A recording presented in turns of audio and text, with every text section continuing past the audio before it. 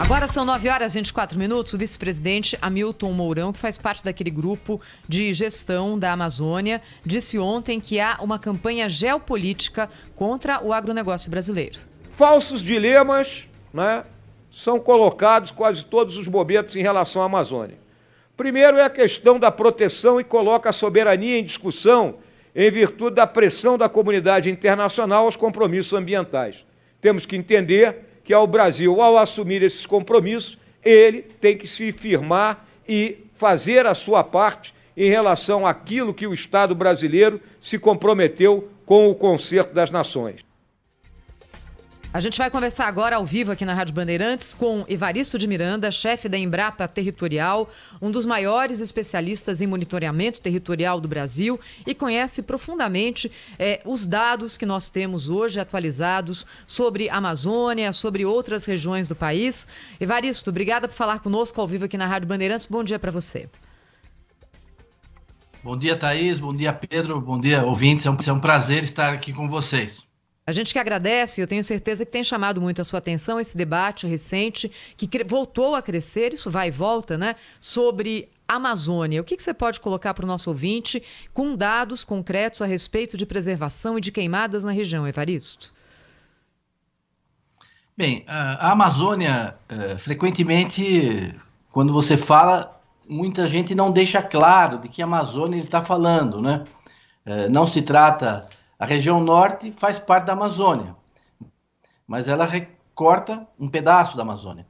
A Amazônia Legal é uma área ainda maior que engloba dentro dessa Amazônia Legal áreas que não são de floresta, engloba uma parte do Pantanal, engloba uma parte do Cerrado. Então, quando a gente fala de Amazônia, quando eu falo de Amazônia, os pesquisadores, nós falamos sempre do bioma Amazônia, que é essencialmente o bioma florestal, não é? Esse é o que nos interessa, esse é o que nos preocupa, não é?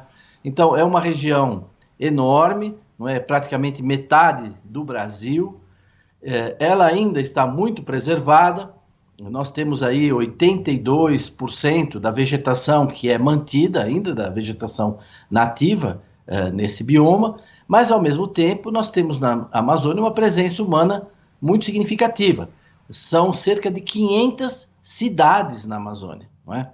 É uma população de 25, 26, 27 milhões de habitantes que vive lá, não é? E de agricultura nós temos cerca de 1 milhão de unidades de produção. Então a Amazônia não é vazia, não é? Lá existem milhões de brasileiros que também têm direito, não é, a ter um desenvolvimento sadio, não é? Ter segurança, ter saúde, etc. O grande desafio é conciliar o desenvolvimento e a preservação. Mas existem bons exemplos nesse sentido. Evaristo, há dados aí para serem trazidos aqui para o nosso ouvinte, né, de que há uma política de preservação vigente no território brasileiro? O Brasil, ele tem duas políticas importantes com relação à manutenção da vegetação nativa. Primeiro é a política de proteção do meio ambiente. A política de proteção é a criação dos parques nacionais, dos parques estaduais, das estações ecológicas, das florestas nacionais, não é? Essa é a política de proteção. Então, na Amazônia existe uma grande quantidade de unidades de conservação, de parques que foram criados. Faz parte também da política de proteção são as áreas indígenas, terras indígenas. Elas ocupam 1/4 da Amazônia. E também nessas áreas ninguém pode entrar lá para desenvolver agricultura, desmatar. Se fizer isso, está cometendo uma ilegalidade, né? Então hoje a Amazônia, uma parte é protegida. Agora a política do Brasil ela tem uma segunda perna, que são as áreas preservadas. O Código Florestal, que é a nossa lei maior em matéria de meio ambiente, ela exige que na Amazônia o agricultor mantenha 80% da sua preservada. Quer dizer, ele só tem direito de desmatar 20% do imóvel. Ele pode desmatar até 20%. Ou seja, se você adquirir uma fazenda na Amazônia de 1.000 hectares, você só tem direito de desmatar 200 hectares. 800 tem que ser mantido em vegetação nativa.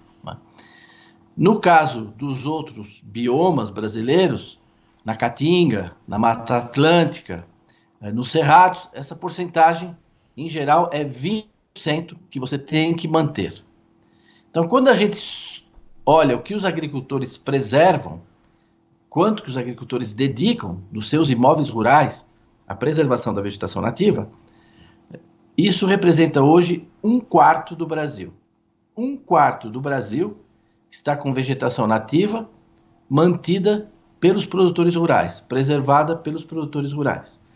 Quando a gente junta tudo, os parques, as terras devolutas, 66,3% do Brasil hoje é ocupado, dedicado à vegetação nativa. É uma posição muito excepcional. Então, o nosso país tanto é uma potência agrícola, como ele é também uma potência ambiental. Você não tem nenhuma grande nação que preserve tanto do seu território. E por que essa grita internacional? O que está por trás, então, né, desse movimento que a gente vê aí? É disputa por mercado com as commodities brasileiras, com aquilo que é produzido no campo aqui e que é exportado, Evaristo? Eu acho que nisso é fundamental a informação, não é? Hoje, a produção agrícola do Brasil não está na Amazônia. A produção agrícola do Brasil na Amazônia é muito pequena.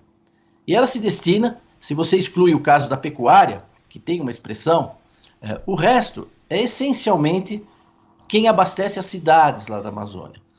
Então, você criticar a soja brasileira, o milho brasileiro, ameaçar que não vai comprar isso e aquilo com relação às exportações por causa da Amazônia, é fazer um vínculo abusivo, porque a imensa maioria da produção, toda a cana-de-açúcar do Brasil, toda a produção de etanol, de açúcar, está fora da Amazônia.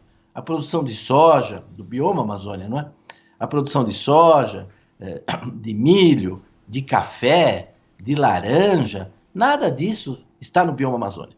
Como disse a nossa ministra recentemente, o agronegócio brasileiro não precisa da Amazônia. Nós não precisamos expandir esse agronegócio na Amazônia. Agora, por outro lado, essa agricultura que existe na Amazônia é praticada essencialmente por pequenos agricultores, né? Só nos assentamentos de reforma agrária, os governos sucessivos levaram para a Amazônia e instalaram lá na Amazônia 500 mil de famílias. 500 mil de famílias. Então nós temos hoje na Amazônia 1 milhão de pequenos agricultores, de agricultores médios, e são eles que abastecem as cidades da Amazônia em leite, em ovos, em hortaliças, em frutas, em feijão, em arroz, em café. Então, eles são muito importantes para a Amazônia, não é? Eles que garantem a comida. Levar comida de São Paulo para lá, o quanto você pagaria? Agora, acho que diante dessa grita, desse interesse internacional, a gente não deve reagir negativamente, não. Nós devemos ver nisso uma oportunidade de esclarecimento. E nem sempre o Brasil tem sido capaz de levar as informações, né, de dialogar. Por isso que esses encontros que estão acontecendo agora, até com investidores, como ocorreram aí, eles são muito relevantes para que você possa realmente trazer dados, números, fatos, apresentar as realidades da região, como foi há pouco, como vocês comentaram no início, a questão das queimadas. Evaristo, qual é o grau que a gente tem hoje de acuidade em relação aos dados da Amazônia? Porque tem também uma guerra de informações, não é? A gente tem isso atualizado? São informações precisas que chegam aos pesquisadores? Sim, nós temos um sistema muito sofisticado de monitoramento. Poucos países do mundo, sobretudo países tropicais, dispõem de tantos satélites sendo trabalhados na observação da Amazônia. São vários organismos que trabalham com imagens de satélite, tanto privados como públicos, não é? Nós temos o Instituto de Pesquisas Espaciais que com vários satélites monitora a Amazônia, monitora o clima, o uso das terras, o desmatamento, as queimadas, etc. Nós temos o sistema do Sensipan, não é? Importante, o Sensipan, que tem antenas na região, esse sistema de monitoramento da Amazônia também tem os seus recursos, tem aeronaves com radar operando, né? E também existem satélites privados que grandes instituições compram imagens desses satélites. Então, dados sobre a Amazônia existem. A gente até empilha, como eu diria, muito dado. Agora, eles precisam ser analisados, né? E não pode haver confusão. Então, frequentemente, os dados são apresentados de forma confusa e até contraditória. A gente tem que separar as coisas e usar os dados de forma adequada. Eu acho que não está havendo uma qualificação dos dados. Para o público urbano e até no exterior, não chega uma informação razoavelmente qualificada, né? Parece uma bolsa de valores, assim. Ah, subiu 15%, caiu 12%, agora subiu, agora desceu. Bom, a Amazônia não é uma bolsa de valores, né? A gente precisa estar explicando o que está acontecendo. Uma coisa é queimada, outra coisa são incêndios. Uma coisa queimada, outra coisa é desmatamento. Uma coisa é o desmatamento legítimo, dentro daqueles percentuais que o agricultor tem o direito de fazer. Outra coisa é o desmatamento irregular, porque ele precisava de uma licença, mesmo para aquele desmatamento que ele tem direito, ele precisa ter uma licença. Mas para obter uma licença é dificílimo, não é? No caso do Amazonas, a licença ambiental você tem que ir a Manaus pedir. Você imagina um pequeno agricultor que mora em Humaitá, que mora em Boca do Acre, ou em Oriximiná, ele ia até Manaus, né, para pedir, e não vai sair com ela debaixo do braço, não. Ele vai ter que esperar. Então, tem pessoas que desmatam em situação irregular, quer dizer, ele tem o direito de desmatar, mas não está com o documento. E existe o desmatamento ilegal, que é quem está desmatando um lugar que não lhe pertence ou que ultrapassou aquilo que a lei autoriza. E a gente precisa separar o joio do trigo nos dados. Agora, essa qualificação, pouca gente faz. Em geral, você mistura tudo, joga no saco. Evaristo, para a gente encerrar a entrevista aqui, eu queria te perguntar sobre o papel do INPE, né? Como é que você analisa aí o trabalho desenvolvido pelo Instituto até o momento, hein? O trabalho do INPE é um trabalho excelente, não é? Muito relevante para o Brasil. Eu tive a honra de participar no início do sistema PRODES, que é o sistema de desmatamento da Amazônia, em 1988, participei da equipe que estruturou esse sistema, não é? Então, esses dados, eles são gerados pelo INPE. Hoje mesmo, de manhã, eu estava analisando os dados de queimadas, não é? Produzidos ontem pelos satélites, que o INPE recebe dados da NASA, então ele disponibiliza também dados. Então, não é só que o INPE, o que ele gera, também ele não é um hub assim, de informação, onde chegam informações de satélite de vários lugares do mundo, né? Agora, também aí é necessário trabalhar os dados, qualificar os dados, então tudo isso pode ser melhorado, tudo sempre pode ser melhorado.